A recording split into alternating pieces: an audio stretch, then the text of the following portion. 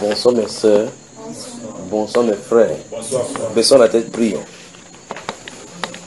Tendre Père, tu nous aimes. Tu nous as toujours aimés. Et bien plus, tu nous as aimés avant la fondation du monde. Nous te remercions pour ce moment merveilleux que tu nous donnes de passer en ta présence. Seigneur, donne-nous d'être vrais dans nos actions. Donne-nous d'être vrais dans nos cœurs. Donne-nous d'être vrais dans notre amour. Donne-nous d'être vrais dans nos relations. Tu es Dieu et il n'y en a point d'autre. À qui d'autre irons-nous, Père? Parce que c'est toi qui es notre Créateur, notre Sauveur et qui plus tard jugera les vivants et les morts. Donne-nous de prendre cela en considération dans nos paramètres de vie sur terre et de savoir surtout, Père, que nous avons une brièveté de vie sur cette terre et que nous sommes qu'un souffle, une vapeur qui paraît pour un peu de temps et après disparaît, afin que nous nous amendions, Père de gloire, à savoir comment nos jours est peu nombreux. Seigneur, nous prions au Père ce soir, afin que tu nous donnes la nourriture pour ce moment-ci, ce que tu veux pour nous. Je prie pour mon frère, pour ma soeur, en ce moment-ci, Père de gloire, que tu nous nourrisses. Au nom du Seigneur Jésus-Christ de Nazareth. Amen. Amen. Nous allons craindre Dieu. Pas vrai. Vous n'avez pas de questions, on lit la Bible. Vous n'avez pas de questions, on lit la Bible. Vous avez des questions? Je voulais savoir, par rapport à l'enseignement des talents qu'on a enseigné jeudi passé, j'aimerais savoir si, selon la Bible, parce que selon déjà le contexte humain des hommes, il y a une différence entre les talents et les dons. Oui. Et comme tu avais dit, tu dis toujours que c'est un problème grave de chercher la définition d'un mot et de partir chercher dans le dictionnaire. J'aimerais donc savoir si, selon la Bible, il y a une différence entre les dons et les talents. C'est clair qu'il y a une différence entre les dons. Il y a même une différence entre les dons et les dons spirituels. Quand la Bible dit don, c'est don. Quand la Bible dit don spirituel, c'est don spirituel. C'est deux choses différentes, d'accord? Oui. Autre question? Maintenant, c'est la différence donc que je voulais savoir parce qu'il y a déjà la définition. Les enseignements concernant les dons et les appels, est-ce que tu les as suivis, les 5 enseignements? Les 5, tu les as suivis? Non, mais j'avais assisté à d'autres. Qu'est-ce que c'est que donc les dons dont on a parlé là-bas, les dons et les appels? Tu te souviens? Vous voyez qu'au début, écouter les enseignements, n'est-ce pas? Des questions, frère? Ce n'est pas des questions. On va dans la Bible, on voit ce qu'il a à nous donner ce soir.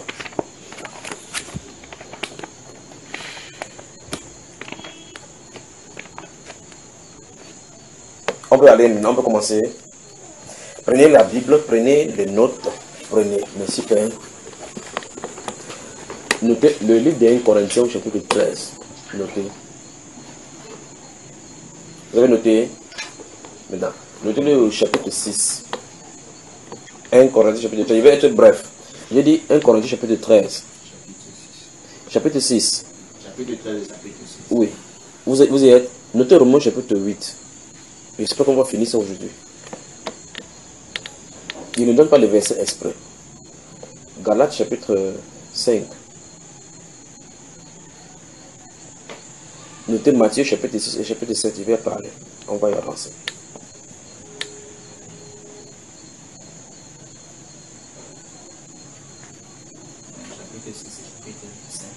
Matthieu chapitre 6 et chapitre 5. Tout le monde dit, hein? Voilà. Maintenant, on va toucher un sujet.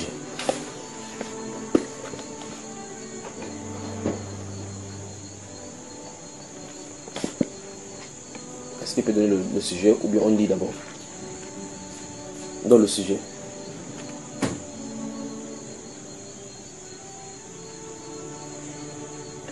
Il va toucher un temps soit peu. Jugeons-nous nous-mêmes. Il va parler de cela. Jugeons-nous nous-mêmes. Voilà. Ce style de jugement, c'est, vous savez, lorsque vous voulez vous habiller pour sortir, vous savez que vous vous jugez d'abord. Vous jugez si c'est convenable que vous vous habillez avec telle chemise, tel pantalon. Pour les hommes, et si tel foulard casse la couleur avec le sac pour telle ou telle femme, n'est-ce pas, mes soeurs? Vous ne portez pas tout juste sur le bleu, vous mettez sur le rouge et autres là-bas. Vous vous examinez.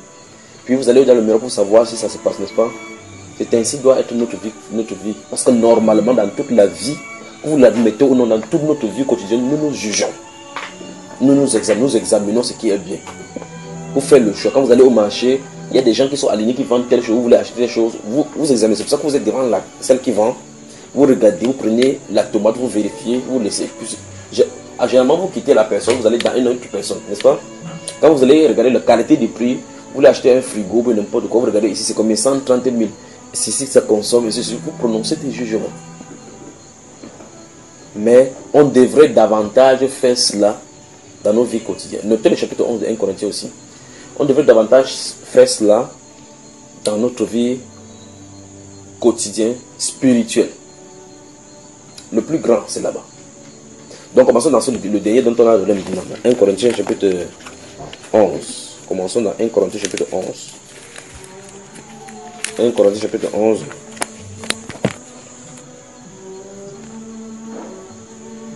Vous êtes dans 1 Corinthiens chapitre 11.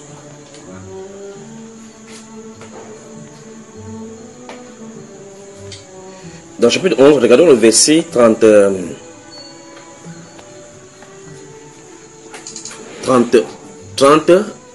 à 32. Vous y êtes? Nous sommes dans 1 Corinthiens chapitre 11, verset 30 à 32. La Bible déclare: c'est pour cela qu'il y a parmi vous beaucoup d'infirmes et de malades, et qu'un grand nombre sont morts. Vous voyez? Tout le monde y est? Amen. C'est pour cela qu'il y a parmi vous beaucoup d'infirmes et de malades, et qu'un grand nombre sont morts. Puis il dit, verset 31, si nous nous jugions nous-mêmes, nous ne serons pas jugés. Vous avez vu cela? Merci Père pour ce sujet. La Bible nous demande ici dans le livre de 1 Corinthiens chapitre 11 verset 32, et en nous signifiant que si nous nous jugions nous-mêmes, nous ne serons plus quoi? Nous ne serons pas jugés. Mais quand nous sommes jugés, écoutez très attentivement, nous sommes châtiés par le Seigneur afin que nous ne soyons pas condamnés avec le monde. Donc il y a un style de jugement que le Seigneur s'attend à ce que les croyants puissent le faire pour eux-mêmes. Maintenant, il y a un problème. Le jugement n'est pas fait avec n'importe quel standard. Le jugement dont on parle, ça va être le standard avec la parole de notre Seigneur. C'est-à-dire, si vous vous jugez, et vous jugez selon votre standard, par exemple, je prends un exemple simple. Un homme qui est marié et qui a touché à notre femme, il touche les cuisses de notre femme chaque fois. Il dit que non, pour lui, il ne trouve pas ça comme étant péché. S'il dit comme ça, il va se contenter dans le péché sans se rendre compte que c'est le péché. Ou mieux, en voulant tuer sa conscience que ce n'est pas le péché. Je ne sais pas si vous saisissez. Et là, dans ce cas-là, il a donné un faux jugement parce que le standard n'est pas lui. Je ne sais pas si vous comprenez. Parce que la Bible appelle cela impurité. Maintenant, s'il veut être jugé, il veut juger avec son standard. C'est ce qui va arriver. Il va arriver à vivre dans le péché et à se laisser séduire et endurci dans le péché. Nous sommes d'accord? Maintenant, s'il veut juger avec la parole du Seigneur, voici normalement ce qu'il va faire. Il va dire, ok maintenant, ce que je fais sur la cuisse de cette femme-ci, supposons que ma femme soit là et qu'un autre fait sur sa cuisse, serais-je content? Non. Il sera content, frère? Non. Maintenant, s'il n'est pas content, ça suppose que ça c'est mal, pas vrai? Amen. Parce que ce qu'il a de faire, il n'aimerait pas qu'on fasse pour lui. Un verset biblique devait de l'attraper. Ne fais pas à ton prochain ce qu'on n'aimera pas qu'on te fasse. Deuxième chose, si son épouse est là, est-ce qu'il fera ces choses? Non. Ça veut nous dire qu'il y a quelque chose de caché. Parce que si il te salue comme ça, bonjour mon frère, bonjour. Et que ton épouse est là et voit, si il salue comme ça, quand ton épouse est quand je ne parle, il n'y a pas de problème. Ça se pose que l'acte ne pose pas de problème. Mais lorsqu'il y a ton épouse et que je ne parviens pas à faire ce que je ne fais avec toi, il y a le jugement n'est pas effectivement le standard de Dieu. On se comprend? Parce que la Bible déclare que ce qui est dans la lumière, on l'amène dans la lumière et exposé à la lumière, ce qui est de la vérité. Mais quand quelque chose commence à être cachetier, il y a un problème. Je ne sais pas si vous comprenez. C'est pour ça qu'il dit que si donc nous nous jugeons nous-mêmes, nous ne serons pas jugés. Et il dit que lorsque nous sommes jugés de cette façon-là, nous sommes châtiés par le Seigneur. Parce que nous passons directement sur les châtiments du Seigneur, le brisement de cœur. Et quand on est brisé de cette façon-ci, la Bible déclare que Dieu le fait exactement pour notre bien, afin que nous ne soyons pas condamnés avec le monde. Parce que il veut dire, ces genre d'actes-là, si on te voit ça, on voit ça dans le monde, sache que si on condamne le monde, tu seras condamné. Pour quelqu'un dit, si tu fais quelque chose, que le monde fait, alors tu seras condamné avec lui. Mais comme le Seigneur t'aime et tu es son fils, il ne veut pas que tu sois condamné avec le monde. Donc il faut régler ton propre problème. Amen. Vous suivez? Donc c'est ce sujet-ci dont nous allons voir. Je ne sais pas si le Seigneur permettra qu'on en finisse maintenant. Maintenant, regardez ce qui se passe ici. Les Corinthiens, c'est pour ça que vous devez rendre grâce. Nous devons rendre grâce à Dieu du fait que ces personnes, remarquez que Dieu a laissé les personnes mourir. laisser les personnes handicapées pour nous donner l'éducation afin que nous ne mourions pas, que nous ne soyons pas handicapés. Il a permis que des êtres humains meurent pour qu'on écrive cela, pour qu'on nous donne les exemples. Donc il nous aime véritablement. Je ne sais pas si vous saisissez. C'est-à-dire que Dieu a permis, dans l'église naissante, que les gens, pour eux encore, on pouvait encore beaucoup tolérer, frère, parce qu'ils n'avaient pas l'écriture. Il en a décrit aux Corinthiens que les morts qu'il y a eu parmi vous, les handicapés qu'il y a eu parmi vous, c'était à cause de ces choses-là. Or, eux, ils n'avaient pas l'écriture pour lire. Donc maintenant, toi et moi, on peut lire dans l'écriture maintenant que, lorsqu'on ne se juge pas soi-même, et qu'on peut participer à la table du Seigneur, ça peut nous amener à la mort. Vrai? Amen. Donc Dieu nous aime, frère. Amen. Dieu nous aime. Le simple fait qu'il ait permis que certains chrétiens meurent dès le départ, pour que ça soit un exemple pour nous.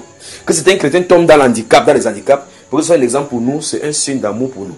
Donc il a laissé que ceux-ci meurent pour que vous dites que regardez comme ils sont morts. Vous faites attention. Alors eux, ils ont fait quoi pour mériter la mort? Ils ont fait quoi pour mériter les handicaps qu'ils ont eus? Vous comprenez? Amen. Donc tout le temps devant quelqu'un dit, l'heure est venue, on doit se juger soi-même. L'heure est venue, on doit se juger soi-même. Vous entendez, n'est-ce pas? Ça veut dire que quoi? Ce style de jugement, normalement, la Bible veut parler d'un examen profond, silencieux, assidu de notre propre vie spirituelle. C'est ça dont la Bible veut parler. Un examen profond, assidu, sérieux, approfondi de notre propre vie spirituelle. C'est-à-dire, lorsque je te regarde véritablement, est-ce que les choses du monde s'attachent encore à toi? Parce que comme le Saint-Esprit a dit là, lorsque nous sommes jugés, nous ne serons plus jugés comme ça. Et par conséquent, le Seigneur châtie afin que nous ne soyons pas condamnés. Parce que ce jugement-ci, le but du jugement, c'est de condamner ce qui est péché au plus haut point. C'est ce jugement dont on veut parler. C'est-à-dire que Dieu veut par là dire, le chrétien doit appeler péché ce qui est péché, sans caresser. Là, nous parlons de notre propre vie, ce n'est pas pour les autres. Hein? Ce n'est pas pour les autres. C'est pour cela que dans Matthieu chapitre 6, et quand il a fini au chapitre 7, avant d'aller au chapitre 7, vous allez remarquer que le Seigneur dit, pourquoi vois-tu la paille qui est dans l'œil de ton prochain? Premièrement, la poutre qui est dans ton, et alors tu pourras donc voir la paille qui est dans l'œil de ton prochain. Voilà le principe qui est établi. Alors, l'apôtre Paul pouvait donc dire que soyez mes imitateurs comme je le suis moi-même de Christ. Et c'est un jugé. Et regardant que sa vie est alignée avec la vie de Christ, il peut donc dire que vous, n'étant même pas présent, j'ai déjà jugé un tel acte. Vous voyez, n'est-ce pas? Que cet homme soit livré à Satan. Il ne peut pas dire ces choses si lui-même vivait dans la même iniquité. Il ne pouvait pas dire cela. On se comprend? Parce que le Seigneur a dit, ôte premièrement la poutre qui est dans ton œil afin que tu vois. Donc quand la poutre est ôtée, tu peux voir les petites choses qui sont dans les œils. Parce que si tu as eu la puissance de Dieu pour pouvoir enlever la poutre est plus grande et plus coriace à enlever que la paille. Alors tu vas voir effectivement que le plus gros problème se trouve chez toi. Que chez toi, pour pouvoir enlever les problèmes là, c'est difficile. Pour les autres, c'est parce qu'en réalité, si tu exerces déjà ces choses et que tu enlèves chez toi, tu peux aider les autres à enlever. Tu comprends ça, frère? C'est-à-dire que si tu parviens à enlever chez toi, à vivre ce que la Bible déclare, tu peux donc aider donc les autres aussi à s'en débarrasser. C'est pour ça que pour eux, ça devient la paille. Tu as d'ailleurs eu l'expérience dans ta propre vie. Donc toi, regarde quelqu'un dit, jugeons-nous nous-mêmes. Jugeons-nous nous-mêmes. Tu comprends là? Je peux continuer, frère? Donc dans ce 1 Corinthiens chapitre 11, nous voyons effectivement l'importance de ces jugements. L'importance du jugement vient au niveau où vous pouvez vivre votre vie chrétienne n'importe comment. Ne sachant pas que, non disant que Dieu comprend, Dieu n'a pas compris pour ceci. Et il dit clairement que si vous ne jugeons pas nous-mêmes, on sera condamné avec le monde. Et ici, ça agissait particulièrement à la table du Seigneur. Donc il voulait dire, vous ne pouvez pas vivre ce style de vie-là, approchez-vous de la table du Seigneur pour manger. Et il donne les injonctions. Voulons-nous nous attaquer au Seigneur? Sommes-nous plus forts que lui? Est-ce que vous voulez amener le courroux du Seigneur, la colère du Seigneur au milieu de l'assemblée? Il dit, faites attention, jugez-vous vous-même, afin que vous ne soyez point jugés. C'est pas ça qu'on se comprend. Voilà pourquoi vous voyez dans les enseignements, il disait effectivement que normalement, si vous voulez voir le sens chrétien du thème, le profond chrétien du thème, vous allez voir effectivement que personne n'a le droit d'aller prêcher à un autre sans avoir encore sa vie conditionnée par le Seigneur. Tu vas aller dire à quelqu'un dans le monde que quitte la tu sais que la fornication n'est pas bien, toi-même tu te masturbes. Vous devez dire ça, frère. Parce que la personne qui condamne la masturbation comme dans la fornication, toi tu n'es pas encore libre. La Bible déclare dans 2 Pierre chapitre 2, verset 19 à 22, il dit qu'ils promettent la liberté alors qu'ils sont eux-mêmes captifs. Vous voyez? Comment tu vas aller dire à quelqu'un que Jésus-Christ libère, que Jésus-Christ délivre, alors que toi, tu es dans la captivité? On se comprend? Amen. Maintenant, si tu viens dire à quelqu'un ce que le Seigneur fait pour toi, j'étais dans la pornographie, Dieu m'en a délivré. Là, tu peux maintenant dire à quelqu'un comment il délivre. Parce que si tu ne fais pas, tu fais ce qu'on appelle un faux témoignage. Parce que tu as dit quelque chose qui n'est pas vrai pour toi. Donc tu as de faire de Jésus menteur. Dans ce cas, s'il est délivreur, pourquoi il ne t'a pas délivré de ce même cas qu'il ne devait pas dépasser? Ouais, pourquoi on doit s'examiner, n'est-ce pas, frère? Amen. Vous avez moi? Hein? Ok. 1 Corinthiens chapitre 13 donc. 1 Corinthiens chapitre 13. 1 Corinthiens chapitre 13. 1 Corinthiens chapitre 13. Permettez-moi de trouver. Regardez. Verset 11. Vous y êtes? Le verset 11. Lorsque j'étais enfant, je parlais comme un enfant. Je pensais comme un. Je raisonnais comme un. Lorsque je suis devenu homme, j'ai fait disparaître ce qui était de là.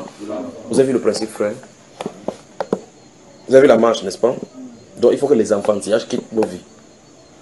Si nous disons que nous sommes spirituels, nous devons marcher en homme spirituel. Dans le livre de 2 Corinthiens, chapitre 13, le verset 5, maintenant, le principe encore s'établit davantage. Allons-y au 2 Corinthiens maintenant.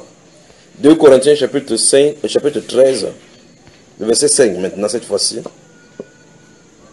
Regardez ce qui est écrit. 2 Corinthiens, mes chers frères. 2 Corinthiens, chapitre 5, chapitre 13, verset 5 et suivant. Verset 5 seulement. Prenons le verset 5. Examinez-vous vous-même. Qui doit faire ces examens? Qui doit faire cet examen? Maintenant, on va y aller doucement. Examinez-vous vous-même pour savoir si vous êtes dans la foi. Je dis, je ne sais pas comment on peut être un peu plus clair. Il y a des endroits dans la Bible où on doit vraiment prendre au sérieux. Voici déjà l'endroit. C'est-à-dire, je crois qu'on va passer le temps sur ce verset, c'est un temps soit peu. Examinez-vous vous-même. Le but de cet examen, c'est que tu dois ressortir avec une réponse. C'est que le but de mon examen, quand j'entre dans mon examen maintenant, je vais composer pour savoir si je suis dans la foi. Puis on dit, éprouvez-vous vous-même. Puis il dit, ne reconnaissez-vous pas que Jésus-Christ est en vous, à moins peut-être que vous ne soyez réprouvé. C'est-à-dire, peut-être que avant, à moins que Christ ne vous connaît pas. Si Christ en réalité vous connaît, vous examinez, vous allez voir que quelqu'un se trouve en vous. Si c'est trouve en vous, alors maintenant, voici la conclusion. Ma marche est-elle conforme à ce qu'il dit? Notez Colossiens chapitre 2. Notez Colossiens chapitre 2. Colossiens chapitre 2, verset 6. Vous y êtes? Notez le verset 6. Ah oui. Regardez. Il dit ici, examinez-vous vous-même pour savoir. Vous voyez comment le but de l'examen est donné, non? Il dit, examinez-vous vous-même pour savoir si vous êtes dans la foi. C'est vrai, on dit quoi? La foi a son style de marche. Ça suppose que la foi a sa façon d'agir. Ça suppose que la foi a sa façon d'être vécue. Et donc, c'est mis à notre disposition. Personne ne peut dire qu'il ne sait pas comment. Parce que si on dit examinez-vous vous-même pour savoir si vous êtes dans la foi, ça montre que les principes de la foi sont établis. Il faut que je confronte ma façon de vivre avec ce style de foi-là. C'est-à-dire quoi en réalité? Le verset nous dit que la foi a son standard. Nous devons nous arrimer à ce standard-là. Comprends ça, mon cher? C'est-à-dire que la foi a son standard. Nous devons nous y conformer. C'est-à-dire, Dieu veut dire, comparez votre standard au standard de la foi. Votre vie à la vie de la foi. Est-ce que vous vivez comme la foi l'instigue? Si la foi a son standard et que Dieu nous dit, examinez-vous vous-même pour savoir si vous êtes dans la foi. Ça suppose donc qu'il y a quelque chose qui peut nous donner les clauses. C'est-à-dire quelque chose peut nous dire, si je comporte comme ça, alors que la foi dit ici, je ne suis pas là-dedans. Maintenant, c'est encore plus grave, comme je dit ici au début, pour ceux-ci à qui c'était adressé directement. Parce que sur quoi devait-il se baser? Il devait se baser selon les instructions qu'on les avait données audiblement. C'est-à-dire, l'apôtre Paul vient, il prêche, il part. Là, il a déjà écrit une lettre. Quand ils vont lire ça, ils lisent ça pour la première fois de leur vie. On leur a demandé, examinez-vous vous-même. N'est-ce pas, frère? Pour savoir si vous êtes dans la foi. Il va s'examiner comment?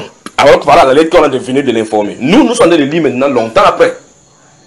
Nous lisons ce livre, c'est dans 2 Corinthiens, alors qu'on a Jean. on a Matthieu, on a Actes des Apôtres, on a ceci. Eux, ils n'avaient pas ça, frère. Et ils devraient s'examiner. Nous avons le complet aujourd'hui. Donc le code complet transmis, nous les avons. Nous avons le code de les erreurs. Le code qui c'est des choses qui leur ont créé des problèmes.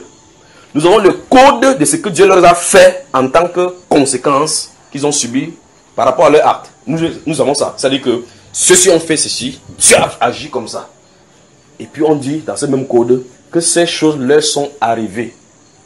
Et elles ont été écrites pour nous qui sommes à la fin du siècle. C'est ce que la Bible dit, frère. Amen. Donc le code est complet, définitif, instructif. Et quiconque veut aller loin doit ici examiner. Alors la Bible dit, examinez-vous vous-même pour savoir, soulignez, pour savoir si vous êtes dans la foi. Soulignez cela. Donc voilà le but du jugement que nous devons faire nous-mêmes. Donc nous devons nous examiner pour savoir si nous sommes dans la foi. Notre examen a un but. Seigneur, suis-je en train de marcher avec toi? Suis-je en train de courir la ligne droite du Seigneur? Parce que si je ne suis pas en train de courir la ligne droite du Seigneur avec les regards fixés sur Christ, il peut être en train d'emprunter une route. Le fait que vous empruntez une route, vous continuez à partir, ça ne veut pas dire que vous allez aller à la même destination. Le seul fait que tu as de vivre chaque fois que tu te lèves le matin, tu remercies le Seigneur en disant que le Seigneur te remercie, ne veut pas dire que tu es en forme et en règle avec lui. Parce que les sorciers se sont levés le même jour-ci. Les francs-maçons se sont levés, ils ont fait leur réunion là la nuit tard. Fait le plan machiavélique, fait le plan de nouvel ordre mondial, ils se sont levés pour continuer encore le projet. Leurs enfants sont nés, sa femme est tombée enceinte, alors que c'était une femme de chrétienne, ne peut pas tomber enceinte. Donc, ce n'est pas sur la base des choses qui nous arrivent quotidiennement que nous devons baser notre jugement. C'est pas ça. D'accord? Vous dites, comme je sais quelque chose est arrivé, Dieu est avec moi. Non, non, non, non. C'est que nous devons confronter notre vie à la vie de la foi. Et qu'est-ce que c'est que cette vie de la foi? N'est-ce pas la question là-bas, n'est-ce pas, frère? Cette vie de la foi, ça peut se résumer en ceci.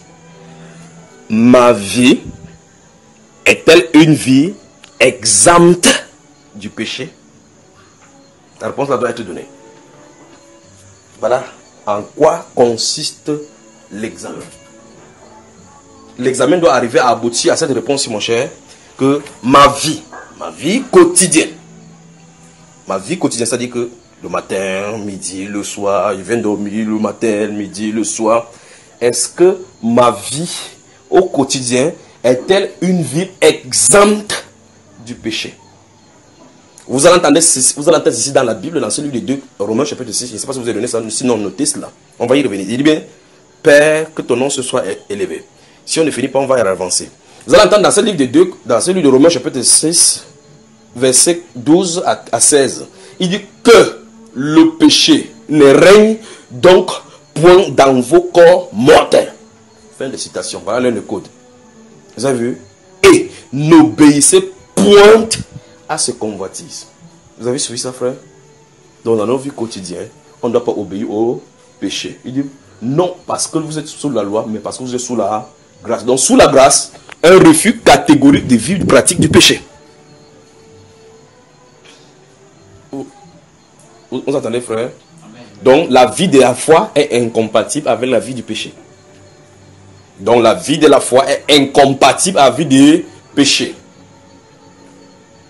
Parce que la Bible déclare dans 1 Jean chapitre 5 que celui en qui Christ demeure, celui qui a la semence de Dieu, se préserve lui-même, se garde lui-même et le malin ne le touche pas. C'est-à-dire qu'il ne faut pas qu'il y ait des droits, ce qui donne le droit à Satan de venir agir dans ta vie. Il faut que toi, tu le fasses. Il dit, examinez-vous vous-même. Et là, dans 1 Jean chapitre 5, il dit, celui en qui cette semence demeure, il dit, se garde lui-même. Donc, il y a des choses que tu peux faire pour empêcher le péché. Parce que quand la Bible dit, dans ce Romains chapitre 6, il dit que n'obéissez pas à cette convoitise, aux injonctions du péché. Ça se passe que nous avons le pouvoir de ne pas le faire depuis que Christ est allé à la croix et ressuscité. C'est pas ce que vous comprenez. Le Seigneur Jésus-Christ a pris tous les aiguillons du péché dans son corps. Il les a crucifiés là-bas, rentrés, il est ressuscité, il nous a accordé une vie nouvelle. Et cette vie nouvelle est incompatible avec le péché. C'est pour cela que après la résurrection, le message de la sainteté à outrance a commencé. C'est là. Vous allez regarder dans l'Ancien Testament, vous allez voir effectivement comment les prophètes se battent là-bas, les poètes se battent pour dire qui peut vivre sans péché. Même le ciel n'est pas pur devant de lui. N'est-ce pas, frère? Mais regardez bien le Nouveau Testament et voir, il n'y a pas de discours autre que le discours de la sainteté. Il n'y a pas de discours autre que le discours de la sainteté dans le Nouveau Testament. Tout tourne autour de la sainteté. On revient dans l'Ancien Testament pour ce qui était donné par la prophétie. Il dit soyez saints car je suis saint. Comment on peut dire soyez saints car je suis saint? Le Seigneur se tient là-bas dans Matthieu chapitre 5 verset 48. Il dit quoi? Soyez donc parfaits comme votre Père Céleste est parfait. Il amène le standard des êtres humains au niveau de Dieu. Comment il peut donner à des êtres humains normaux, mortels, d'être parfaits comme le Père? C'est Jésus qui, si c'est un apôtre qui avait dit, on pouvait dire que peut-être il a mal compris le Saint-Esprit. Mais c'est Jésus en personne se tient là, il ouvre ça de sa bouche. Pas vrai, frère? Soyez donc parfaits comme le Père Céleste est parfait. Donc le niveau de sainteté n'est pas que non, j'ai arrêté de pécher, mais chacun a son propre péché, le péché mignon. Ça ne se trouve pas dans le royaume de Dieu. Le royaume de Dieu dit clairement ceci, ne vous y trompez pas, ni les impudiques, ni les injustes, ni les impurs, ni les idolâtres, ni les enchants, ni les idolâtres, ni les affamés, n'hériteront point le royaume de Dieu. C'est pas ça, frère? Puis il dit, et c'est là ce que vous étiez, quelques-uns d'entre vous, dans 1 Corinthiens chapitre 6, verset 9 à 11. Il dit, mais vous avez été lavés, mais vous avez été purifiés. Une œuvre s'est produite dans les gens qui vivaient ainsi. C'est pas ça, mon cher. Il dit, une œuvre s'est produite dans la vie des personnes qui vivaient dans l'infamie. Donc, il y avait les homosexuels au milieu de l'église de Corinthe, rachetés par le sang du Seigneur Jésus. Il y en avait. Donc, il dit, ils avaient été purifiés. Donc, ça veut dire que l'acte d'homosexualité a été effacé. Il dit qu'on ne se trompe pas. Qu'aucun injuste n'héritera le royaume de Dieu. Mais nous, les chrétiens d'aujourd'hui, du moderne, nous sommes en train de tolérer le péché. Et la Bible nous dit à plusieurs endroits, examinez-vous vous-même. La Bible dit, soyez sages et vaquez à la prière parce que la fin est proche. C'est ce qui est dit. La Bible dit quelle ne doit pas être la conduite et votre sainteté en attendant le jour que vous entendez ce jour dans lequel les éléments embrasés vont passer avec fracas. N'est-ce pas, frère? Il dit que attelez-vous à asseoir bien votre vocation et votre appel. En faisant ces choses-là, vous ne broncherez point. N'est-ce pas, frère? Dis à ton voisin, juge-toi toi-même. Pas selon ton jugement, mais selon le jugement de la foi. C'est-à-dire, tu dois sortir avec ces réponses. Est-ce que je suis dans le péché ou hors du péché? Est-ce que je suis dans le péché ou hors du péché? Vous suivez ça?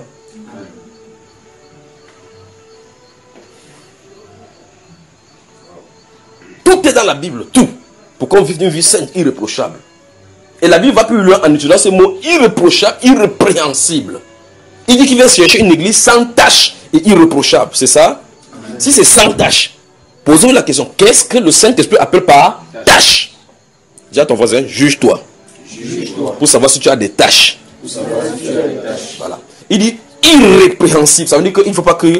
le mot anglais pour irrépréhensible, ça veut dire blamelessness. Blameless. Donc ça veut dire que tu ne dois pas avoir de culpabilité. Il ne faut pas qu'on te dise, ça, tu as été coupable ici. L'apôtre Pierre utilise autrement, il dit que soyez saints dans toute votre conduite. Vous avez entendu ça? Il n'a pas dit dans votre vie, il dit soyez saints dans toute votre conduite. C'est-à-dire, avant de me comporter n'importe quoi, n'importe quel domaine, je poserai la question, si Christ avait été ici, approuverait-il mon acte? Comprenez, frère? Jugeons-nous nous-mêmes. Jugeons-nous nous-mêmes. Passons nos vies dès ce soir au crible de la parole. Méditons doucement. Posons-nous la question fatidique. Suis-je dans le péché ou hors du péché? Dans la deuxième partie, on va continuer. Que Dieu vous bénisse. Amen. Bonne soirée.